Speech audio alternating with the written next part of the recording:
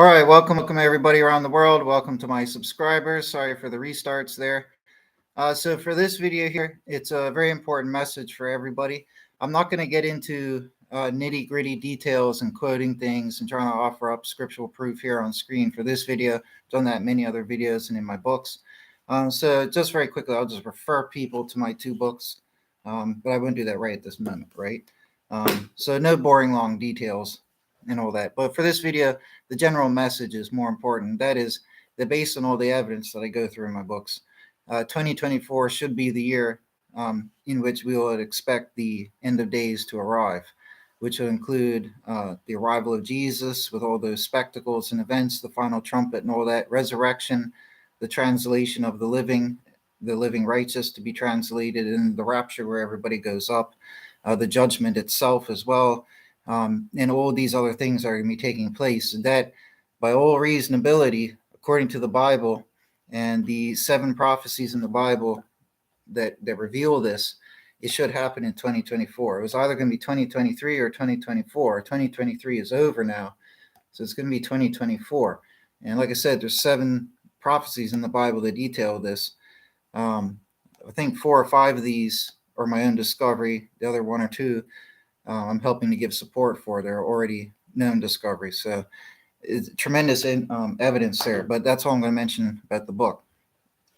So like I said, I'm not here to bore people with reasons and evidence for why it's going to happen, but this should be the year. So let's just go on that notion, okay, for the sake of keeping the video short.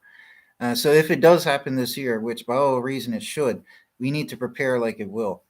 Humankind's been waiting thousands of years for this day to come, and everybody's been so tired of waiting and heard all these other people say and claim it's going to come, but they didn't have the reasons like you see in this book. I mean, everybody, Harold Camping, everybody had their own maths and formulas. But at the end of the day, the evidence in this book makes that stuff look like popcorn. I mean, everything else everybody has ever said is popcorn compared to the hardcore evidence in here. This is undeniable. Everybody who's heard the evidence so far over the last 7 years I've been sharing it has agreed it's monumental and earth-changing.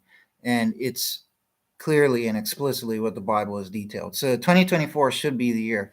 So even though we've heard all these other people crying wolf before, at the end of the day, according to the Bible, it's going to be this year. Okay? And we need to prepare like it was going to happen. So, a lot of, I'm not going to sit here and pick on certain Christian denominations or things like that. Sorry, I thought my window was open.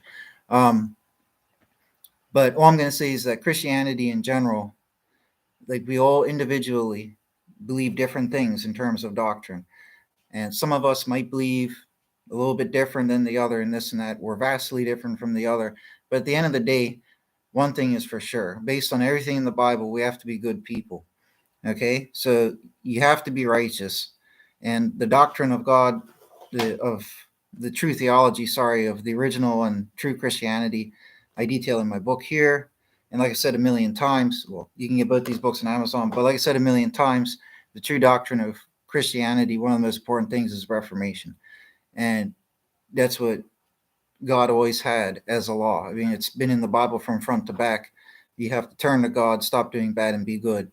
He gives laws on what you should and shouldn't do. That's law. But in general, what you have to do is be good. You have to be righteous.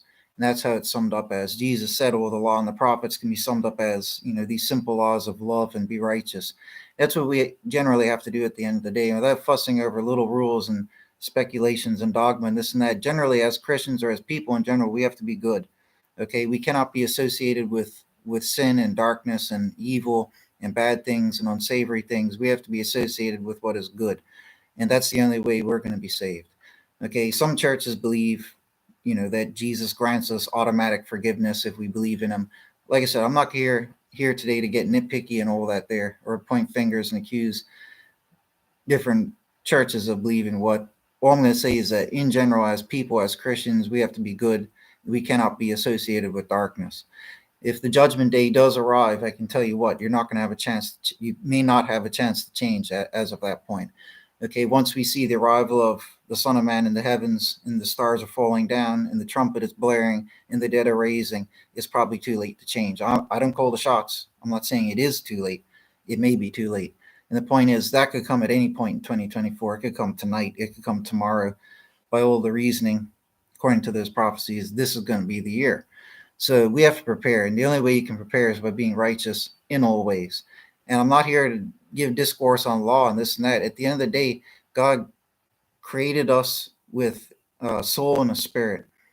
Okay, and with our own faculties, we can discern what is right and wrong.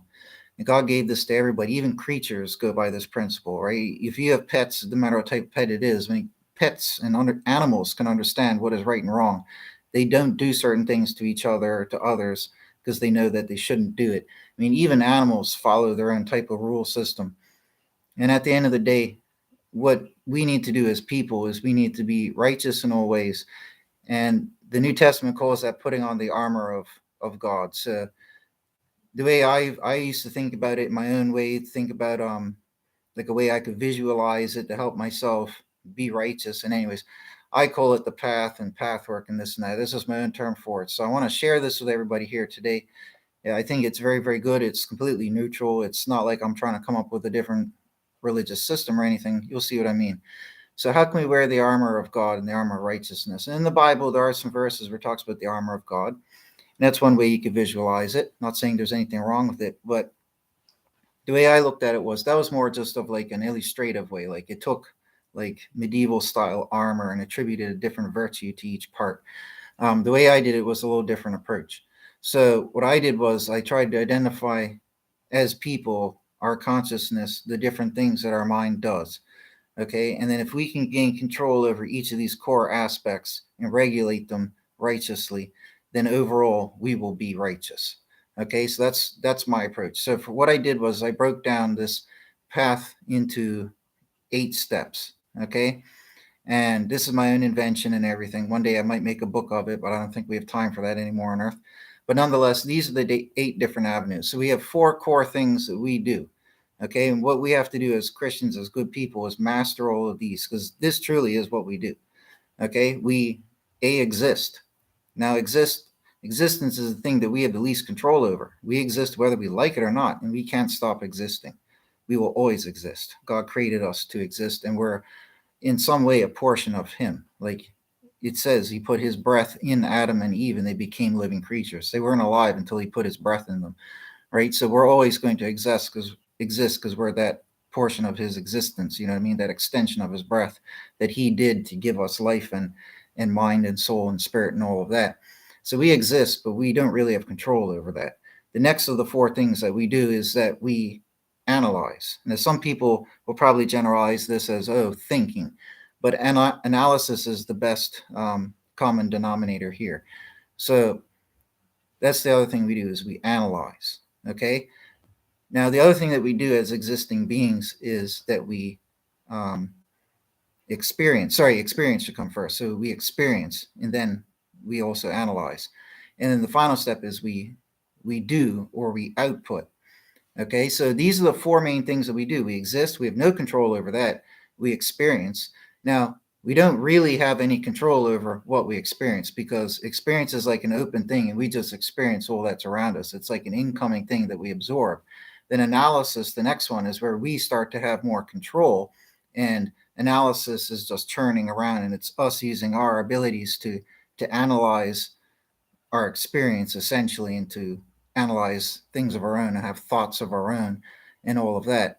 And then after that, output and doing and all of that, that's something that we have full control over, because that's what we're choosing to do and that's what we're doing and all of that. So those are the 4 main things that we do. We exist, we experience, we analyze, and we output. Those are the 4 common denominators, logical common denominators. Now, in these 4, you could also extrapolate them out to 8 core processes that we do. So these 8 core processes, what are they? They're all real. They all logically exist, and each of them fit into these 4 core parameters. So the first one is emotion. So this is one of our processes, one of our features that we have. We have emotion, and with emotion, sorry, my pet birds are going bonkers.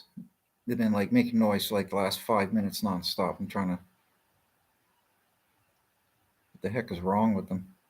There shouldn't be anything wrong. I don't know what their problem is. I'll just keep making noise. So the first thing is emotion. We have to master emotion. That's what we have to be able to do. And then Once we master emotion, we also have to master our, an emotion will come under experience. Okay, generally. Now, the next one we have is we have to master our analysis. And if we master emotion, we have to master emotion with positivity. That's the core common denominator. So, out of all the different emotions out there, all the wide spectrum of emotion that you can have, the way you can purify it and be righteous is to be positive. Okay, and the next virtue, the next step will be to do with our analysis. Okay, and this one here would be our the virtue for this one here would be wisdom. So with all of our analysis going on, we have to use wisdom. Okay, not just intelligence, but wisdom. Okay, so with all our emotion going on, we have to use positivity to steer it. Okay, and then with all of our analysis going on, we have to use wisdom to steer it. Okay, if you don't use positivity, you're using negativity. And if you don't use wisdom, you're using ignorance, right? And then after that, the next step would be your behavior. So what you have to do with your behavior is do it in the inclination of virtue, which would be discipline. And if you were to do it in the direction of vice, it would be lacking discipline or indiscipline.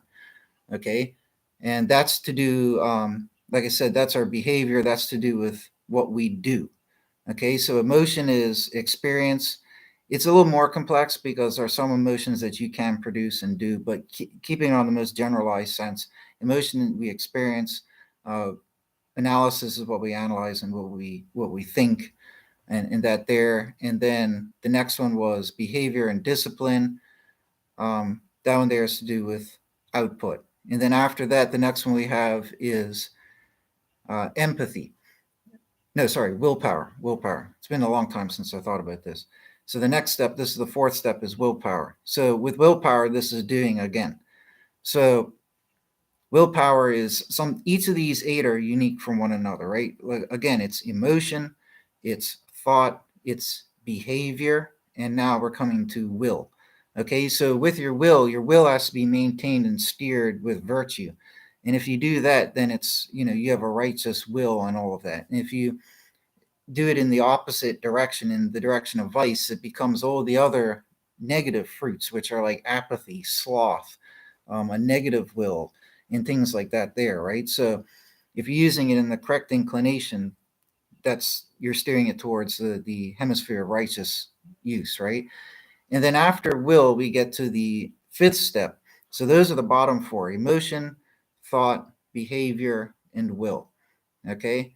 And will includes desire and things like that there as well, right? Not just like energy output, like I'm mechanically doing this. Like each of these include other things, right?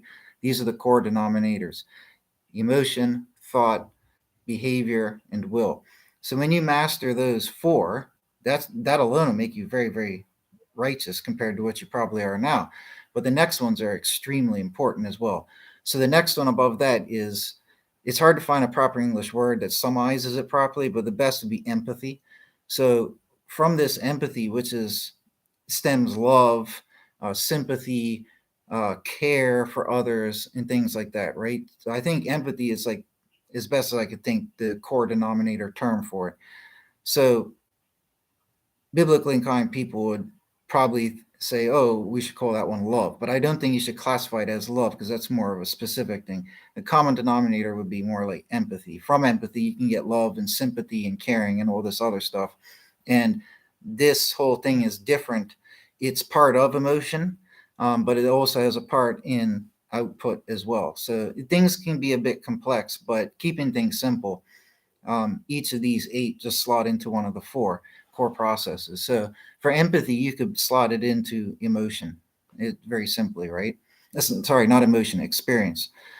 Because it is something that you experience. So you do also have control over, don't get me wrong, right? But the core denominator would be experience. So if you master your empathy in the direction of virtue, it'll, produce love and sympathy for others, which will branch out to hospitality, which includes, action as well, right? Whereas if you go in the other direction, it's malice, it's hatred, it's anger, and all those destructive dark forces, right? So you're working your way up the ladder here. Then after empathy, you get to the next one, which would be belief. So this has at its core like cognition. Okay, but people think different things of the term cognition. So I just like to call it belief, because cognition is belief. You only cognize things that you believe, right? So it is tied to your belief. So this core here is belief. And if you utilize belief in the avenue of virtue, you having, this virtuous belief, you believe all is possible, like Jesus and God said all is possible through his name and all of that. It includes faith, hope, and courage, and all of that. All of these are elements that tie into the core of belief. Now, if you have the opposite, if you have the vices for that, that would be like doubt. So instead of having belief, you have doubt, right? They're on the same plane of action, but they do opposite results, right? Belief is like builds you up, and doubt and cowardliness and all that break you down. So then after that, there we get into the second last one, and this one here is awareness. Awareness. Now, awareness here is very, very important. This is where the Bible talks about, open your eyes so you're not blind. It's not just talking about vision, it's talking about it in the spiritual sense of awareness and everything as well, which includes part of intellect. So, anyways, this one's deep as well, but awareness can be centered with the experience sector. Belief would be part of the analysis sector, because you analyze what you believe, right? It's not that you experience what you believe what you analyze to believe. Now, so each one, like I said, fits into the four main core processes, like the cornerstone processes, you could say. But awareness would fit into experience, and awareness is, like I said, it's not just sensory awareness in a ways, but intellectual awareness, like being aware of things. So for that, you have to be able to utilize analysis, and the more wisdom that you have, the more awareness that you have. This is how everything ties in together. If you're using it in the degree of virtue, so when you're using awareness to the degree of virtue, you realize, you have epiphanies, you can have revelations, but it's about having the spiritual awareness, right? That's the important thing. And if you don't have that, if you have the vice version of it, then you're blind, your eyes are shut, your ears are stopped, you can't hear or see what is being relayed. You know what I mean? It's to that, and everybody can understand that one. And then the final one is, again, there's no real English word that can best surmise it all and encompass all what I think it defines, but um, I used to call it meditation, but people have different understandings of what meditation is. But I think it's best to call it communion with God. So, with this communion with God, it means communication or spending time with God, trying to seek God. That's what it embodies. And part of that includes transcending, in the sense that you have to leave, even if it's not literal, you have to leave behind and look beyond the world around you to look for God. So, this is what this final step all embodies. And this one here, but you could sum it up as communing with God. So it's you're seeking God, you're trying to communicate with him, to go seek him, to either be with him, see him, you know what I mean? You're seeking God, and in doing that, you have to be pleasing to God. You have to be righteous. So in order to do this step, you really need to be righteous. So you have to have the ones I aforementioned all fulfilled. Now, the other interesting thing with my path is that each of the steps like aligns with a core organ system of your body. It aligns with everything in nature, right? So it's pretty interesting, but it helps you to imagine and visualize it better. So as the New Testament talks about the armor of God, like medieval armor, like you have a helmet, you have breastplate, that's all fine and dandy. Or you can think about it like this, because these are like the beyond just cognitive processes, but it's like everything we do. You master what you are and what you can do. So the first one, like I said, emotion, right? I put emotion as being paralleled with the organ system of the bear with me, of the skin. This is because the skin faces the sun. It's what absorbs all the sun's rays. The sun emits light. Light produces serotonin in the body, which regulates your emotions and all this and that there. But aside from that, skin is the first organ with which you interact with the environment with. That's a lot of wits, right? So with your skin, that's the first organ that you interact with the environment with, right? So it's like the first immediate step. And the very first thing, in my opinion, that you need to do if you're trying to get on the righteous path is to be positive. Because if you don't start off being serious and positive and motivated and all that there, you're never going to be able to do it. You have to be positive, right? So it doesn't matter which one of the 8 you start with. You have to have all of them together as one to be righteous. They're all elements of righteousness, and about mastering each of these elements. So like I said, it doesn't matter where you start. You can start from the bottom, you could start from the top, you could start from the middle. doesn't make a difference. But the key is to get all mastered together actively at once, right? So for the sake, let's start off from the bottom and work our way to the top. So we start off with this. So if you picture it like a person standing on the ground, and the environment around them, the sun and the sky and everything around them, just picture it. So the starting step would be down where the skin first touches the environment. That would be the bottom of the feet. So we're starting at the bottom of the feet here. So that's skin as the organ. Now, what does the skin do? It protects the body from the outside elements, from bacteria, from things getting in it. It absorbs the sun. It produces serotonin. It does a whole host of things, but it's like a protective barrier, right? And in that sense, if you're positive, it's like you're putting up this protective barrier around you of positivity, and it's going to keep away those negative elements, right? You're going to shine like sunlight when you feel positive. It's like you're brimming with sunlight and joy. And that's what you have to embody and master, is that positivity. And it's not just being happy, it's being positive in all emotional avenues, right? Positive is the overall like determining or underlying force, right? It's like the umbrella or the blanket term or bracket term, you know what I mean? But that's the generalized term, right? The core denominator. But it branches off into anything you can think of to do with emotion, and all emotion will span from from most negative to neutral to most positive, right? There is that span. The positive range is the righteous one in the light. The negative range is the dark one in the darkness, right? So you have to start off being positive. That's your first contact with the environment in this analogy for the path, right? So that's what we're going to do for this little working, right? So you start off, you think about all of this, right? Starting off with emotion, start mastering your emotion. Do it right now. Like, start being positive, right? And then everything will connect, because then you'll start to realize, well, I'm choosing to think that I want to feel negative, right? But we start at one point. So we're going to start here, positive. Let's start off being positive, right? Enthusiasm. That's an element of positivity. Be enthusiastic to do this. Be inspired to do this, right? Be content. There's a whole host of different avenues for this here, but be positive. Start off on that note. The next step, like I said, is we're going to go from, and we exist. We can't manipulate our existence, so none of the 8 fall into existence, right? You could argue the 8th because you're communing with God, but to keep things simple, all of the 8 actually fit into the 3, okay, out of the 4. Because again, you had existence, experience, analysis, and output. So we're going to start off with positivity. So we're going to master part of our experience, not all of it. We're going to master the emotion aspect of our experience. So let's start off by being positive. And you're not going to perfect it now. This is just practice. Start off being positive. I'm doing this for myself. Start off being positive, right? Once you spend a little bit of time, however you do it, flushing out the negative, making it all positive, that's your nice little foundation. We're going to start here. Then we go on to the next step, which is helping to perfect your analysis. So in order to do this, you need to flush out all the vices of analysis, which would be ignorance. I can't remember all the other ones off the top of my head, right? But on the virtue side, it's intelligence, intellect, wisdom, using analysis for all the right things, right? Having a diligent analysis and all of that there, properly analyzing things. I mean, if you go through life and you don't think about things or analyze things, you're not going to be able to do anything, right? You're not going to accomplish anything. You're not going to have a job. You're not going to be able to build, plan, construct, schedule anything, right? So analysis is important. So start perfecting your analysis in the degree of virtue, right? And there isn't much to do here, right? Because you get influenced by things that make you think a certain way, right? But master your analysis. And in doing that, you realize that mastering your analysis means you have to become wise.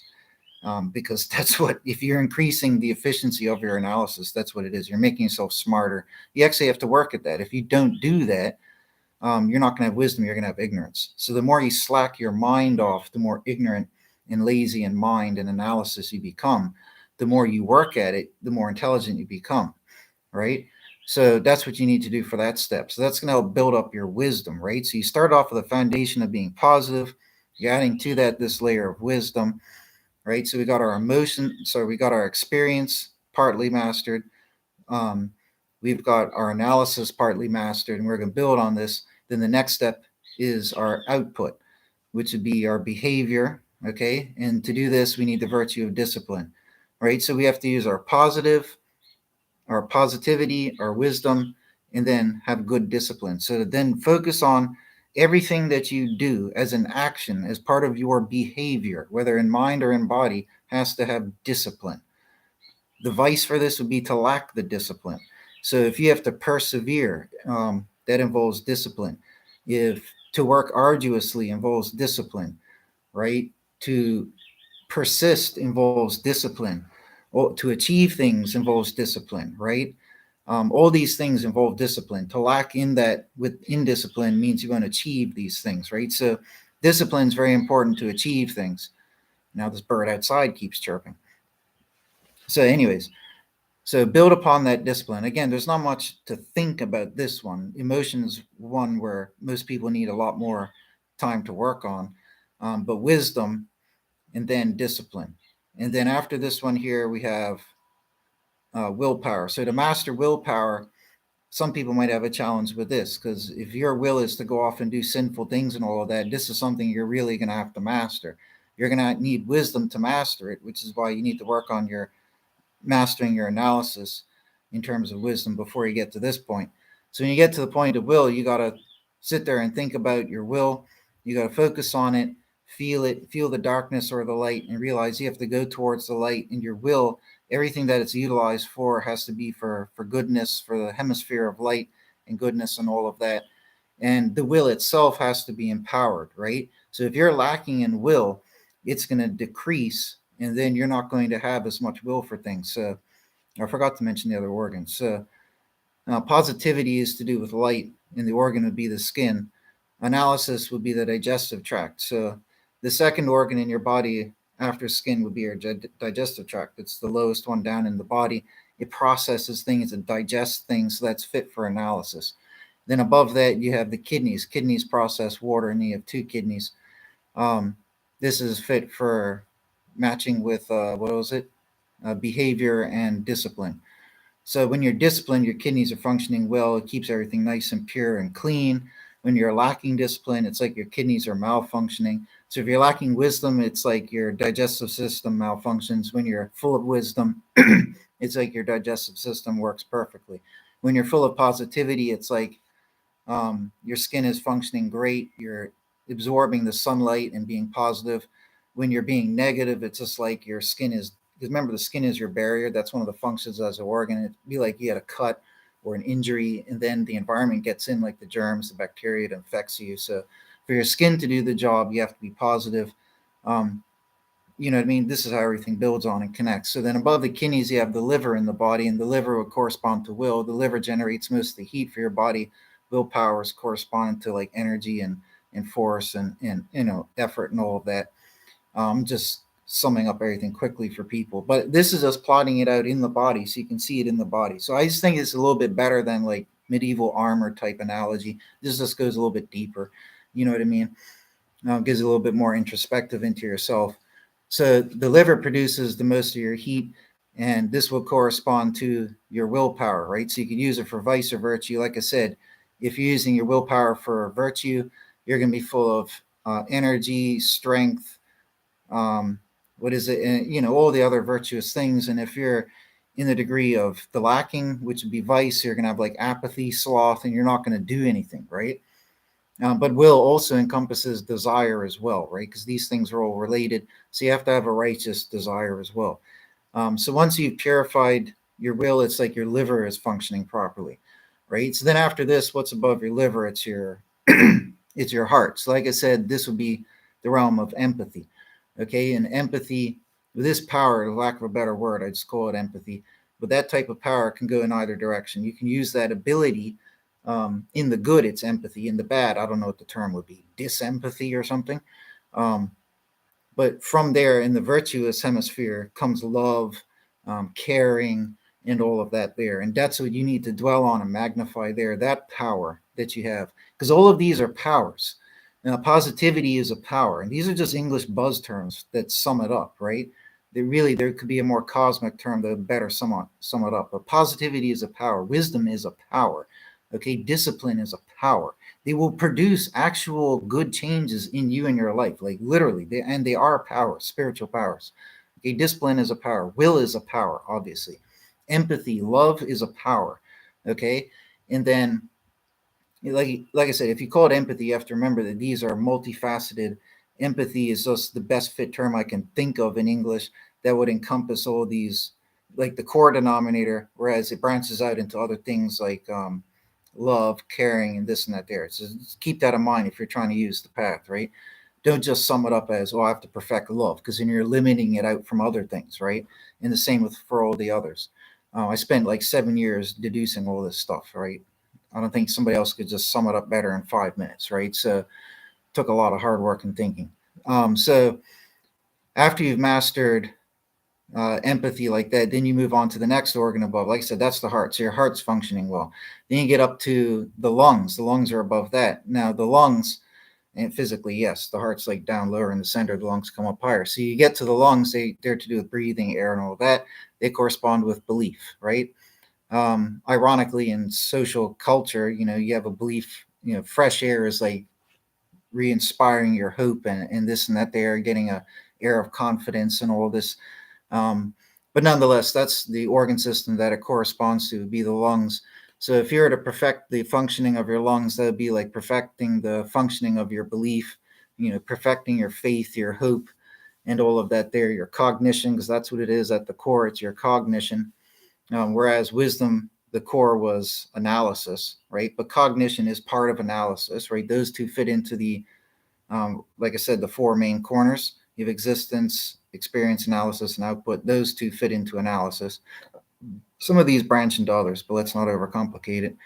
So by perfecting your belief and living in hope and belief and faith and all of that there, and magnifying that and living in the virtue, you've eliminated the doubt and all the other negative things, and your lungs are like functioning perfectly, right? They're functioning well.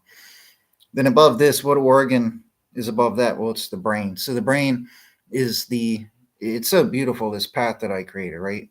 You know what I mean? I didn't create it, but the brain is the next and the final organ. Is the brain and the nervous system and everything, because the nervous system, the nerves are actually part of the brain. It's like the roots, like a plant.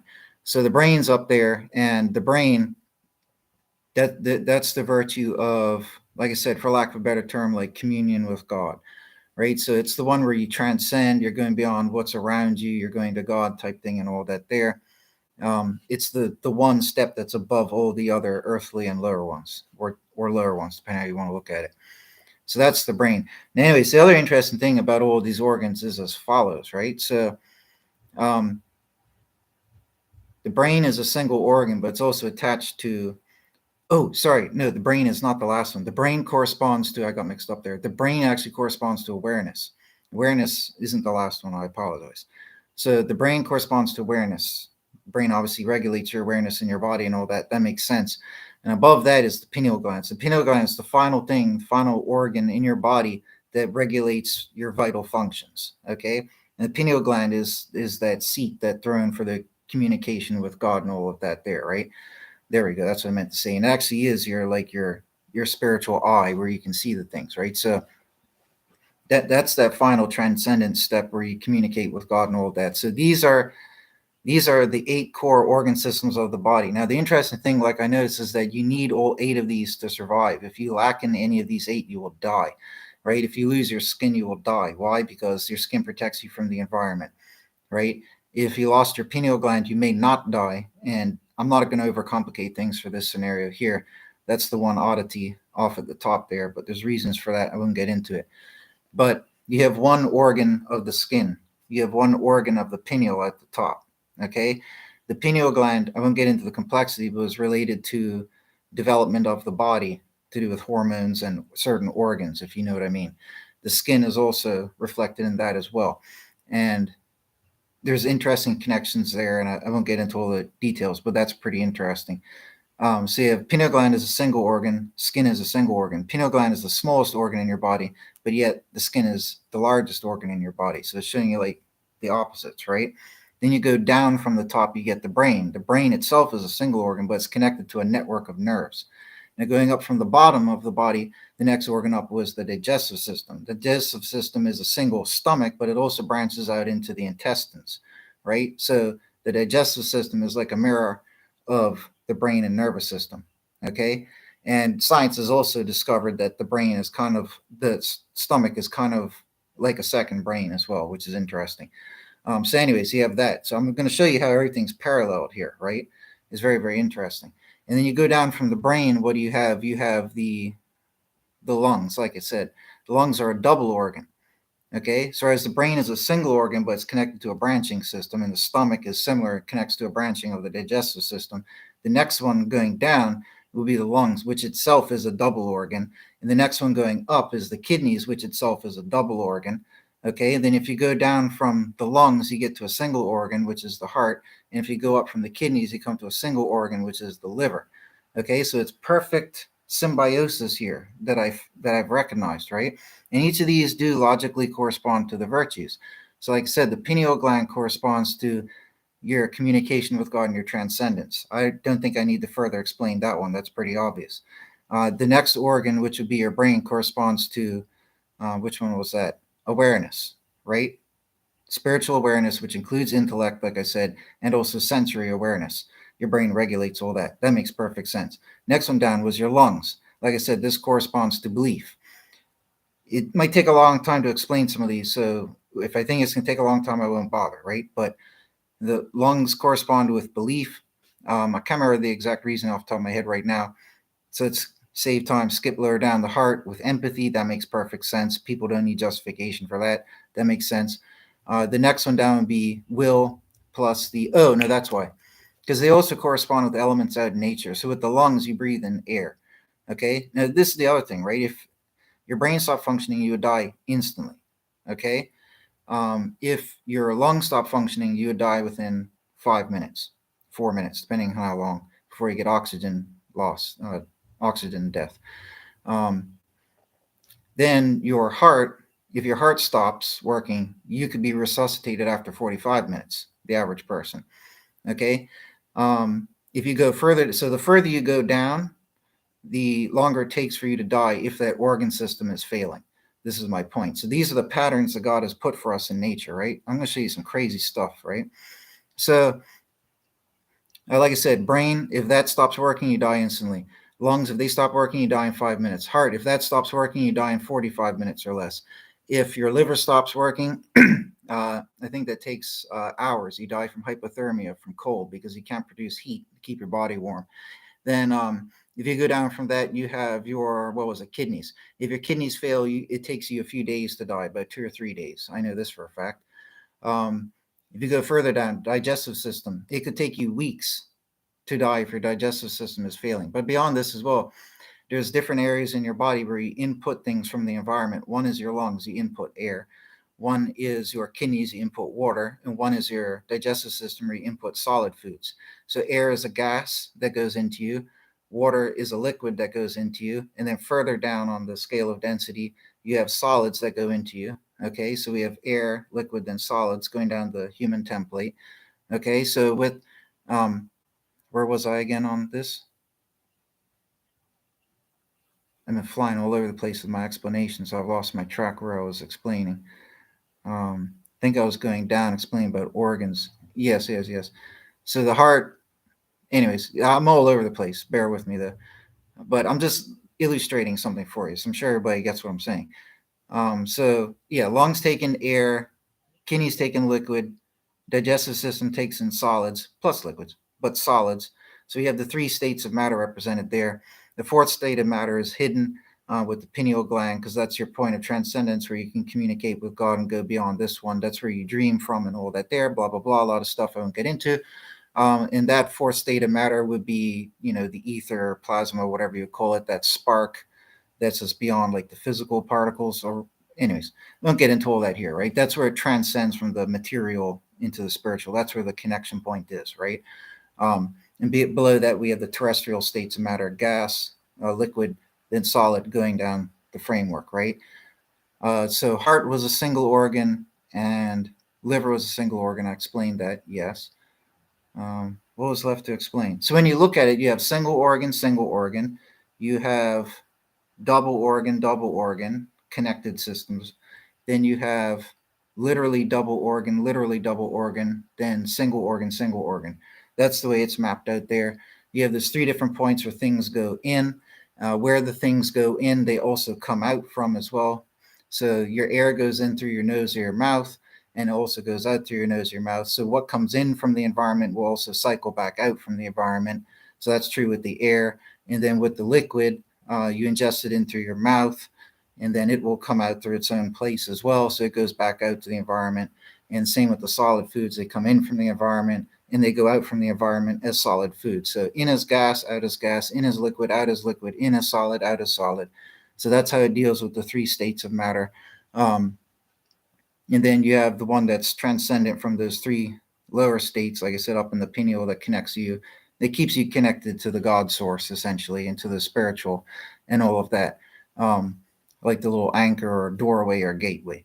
So that's how everything goes. But you cannot start exercising. And each of these steps is a power, like I said as well. Like positivity is a power, wisdom is a power, discipline is a power, will itself is a power, loving empathy is a power, belief is a power, awareness is a power, and whatever you want to call it, communication with God is a power. But the greatest of all of those is the ability to go and be or communicate with God. Like that is the most precious thing. That's even greater than love. You know what I mean? You could have all the love in the world, but if you're blind and ignorant and you're not aware of anything, then you're not going to succeed. So it's like a tier list of importance. And I think that's one thing I was saying where I went off track, right? They go in order of vital significance too. So if you remove the skin, if you had a skin problem, you wouldn't die right away. It would take you the longest time to die. Okay. And where you have those 3 points of entry, and likewise the opposite. If you remove the brain or the brain stops functioning, it's instant death. So they work like that from the two opposites towards the middle. If your liver stops functioning, it takes you hours to die from hypothermia. And if your kidney stop functioning, it's days, right? So they're coming together from the opposite ends there, right? Now, likewise, if you ran out of air, so that thing that's coming in, the gas input, you run out of, you die within minutes.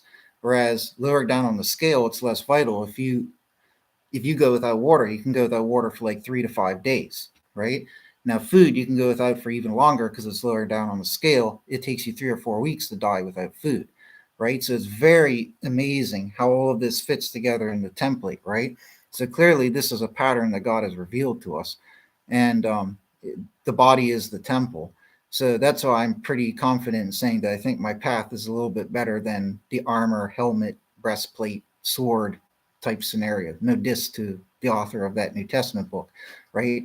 Um, I'm just saying this one here goes a little bit deeper, right? So if you can perfect and if you can master your positivity, it's like you've made your skin on the outside healthy. You're receiving that sunlight. It's making you positive. You're producing that serotonin. It's make you positive. Like so, when you're thinking in your mind and trying to relate to this, think of that imagery, right? So you're being positive. It's like you're making the skin healthy and complete as that important external single organ, right? Then you perfect and master your analysis to increase your intelligence and your wisdom. You know what I mean? Your introspective deduction and all of that there. Increase that, work on it. You know what I mean?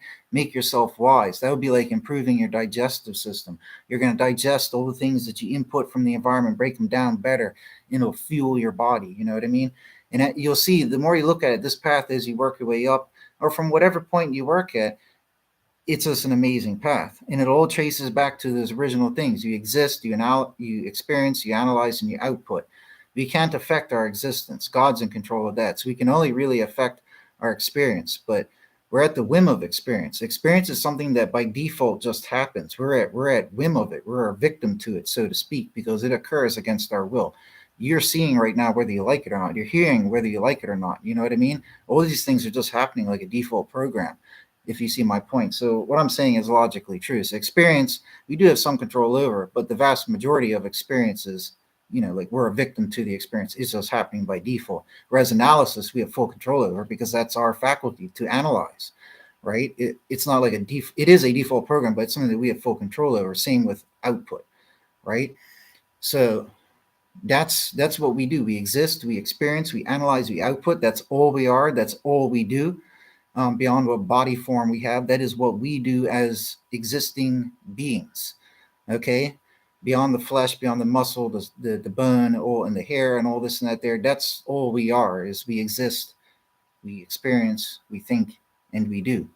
And if that's all we are, then we need to perfect that, right? We can either go in the good direction of virtue or in the negative direction of vice.